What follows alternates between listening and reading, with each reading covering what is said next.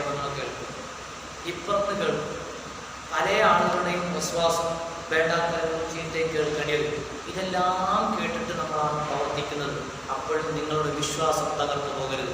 നിങ്ങൾ പ്രവർത്തിക്കുന്ന നല്ല പ്രവർത്തനമാണോ, വളരെ ആത്മാർത്ഥമായി പ്രവർത്തിക്കുമ്പോൾ തനിയേ പ്രതിഫലം കിട്ടുന്നുണ്ട്.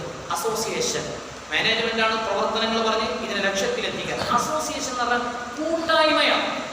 അതാണ് ആദ്യമായി ഓതി വെച്ച ആയത്ത്, വജഅലി വസീറൻ മിൻ അഹ്ലി ഹാറൂന അഖി. മഹാനായ മൂസാ നബി അലൈഹി സ്വലാത്തു വസ്സലാം, എനിക്ക് കൂട്ടായി പ്രവർത്തിക്കാൻ, ഒരു കൂട്ടമായി പ്രവർത്തിക്കാൻ എൻ്റെ സഹോദരൻ ഹാറൂൻ ഉണ്ടല്ലോ, ഹാറൂനെ ഒന്ന് എനിക്ക് സഹായിക്കാൻ വേണ്ടി അടുപ്പിച്ചു തരണം, സഹായിയായി തരണം. എങ്കിൽ കൈ നുസബ്ബിഹക കസീറൻ വനദ്കുറക കസീറൻ, ധാരാളം തസ്ബീഹ് ചെയ്യാനും ധാരാളം ഓർക്കാനും ധാരാളം പ്രവർത്തനങ്ങൾ നടത്താനും കഴിയും. ഒറ്റക്ക് പ്രവർത്തിക്കുന്നതിന് പ്രവർത്തനത്തെക്കാൾ കൂട്ടമായി ഐക്യത്തോടെ പ്രവർത്തിക്കുമ്പോൾ അതിനാണ് ബലം എന്ന് ഈ ആയത്ത് ചൂണ്ടിക്കാണിക്കുകയാണ്. ഈ ആയത്ത് പറയുന്നത് നല്ല പ്രവർത്തനം പ്രവർത്തിക്കണമെങ്കിൽ ഒറ്റക്ക് ഇരുന്ന് പ്രവർത്തിക്കല, ആളുകൾ കൂടിക്കൂടിയിട്ട് നല്ല സഹകരണത്തോടെ പ്രവർത്തിക്കുമ്പോഴാണ് വലിയ ശക്തമായി പ്രവർത്തിക്കാൻ കഴിയുന്നത്. ഇന്ന് കർണാടകയിലെ ഒരാഴ്ചക്ക് മുമ്പ് നടന്ന അപകടം, ഷിറൂർ എന്ന സ്ഥലത്ത് നടന്ന അപകടം വാട്സപ്പിൽ യൂട്യൂബിൽ ലൈവായിട്ട് നമ്മൾ കണ്ടുകൊണ്ടിരിക്കുകയാണ്. അവിടുത്തെ കൂട്ടായ്മ നോക്കൂ. പക്ഷേ വലിയ മലകളെ തന്നെ അവർ മണ്ണുകളെല്ലാം നീക്കി കൂട്ടായ്മയോടെ പ്രവർത്തിച്ചുകൊണ്ടാണ്. പക്ഷേ വ്യക്തിയെയോ എത്രയോ വലിയ ലോറിയെയോ കണ്ടെടുക്കാൻ സാധ്യമായിട്ടില്ല എന്നുള്ളത് ഇസ്ലാമിൻ്റെ ഖുർആനിൻ്റെ വെല്ലുവിളിയാണ്. പരിശുദ്ധ ഖുർആൻ പറയുന്നു, എന്ന് പറയുന്നുണ്ട്.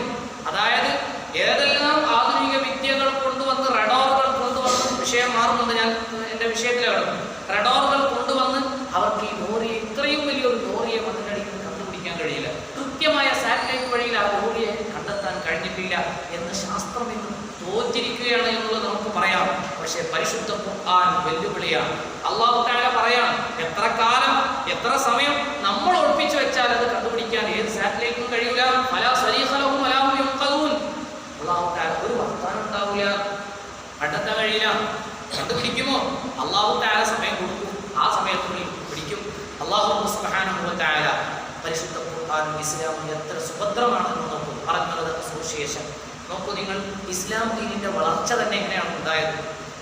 മക്കത്ത് നബി സല്ലല്ലാഹു അലൈഹി വസല്ലം സ്വഹാബത്തും പീഡനങ്ങൾ അനുഭവപ്പെട്ട്, മർദ്ദനങ്ങൾ ഏറ്റ്, കല്ലെറിഞ്ഞ്, കല്ലുകൊണ്ട് ചോര ഒലിപ്പിച്ച്, കുന്തം കുത്തി കൊല ചെയ്യപ്പെട്ടു. എല്ലാ മർദ്ദനങ്ങളും ഏറ്റെടുത്ത്, എത്രത്തോളം സുമയ്യ ബീവിന്റെ ഒരു ഷഹീദ് നമുക്കറിയാം, കേട്ടവരാണ്. അത്രത്തോളം മർദ്ദനങ്ങളെല്ലാം ഏറ്റ് സഹിച്ചുകൊണ്ട് ആ വന്ന ഇസ്ലാം മദീനത്തെത്തിയപ്പോൾ എന്ത് സംഭവിച്ചു?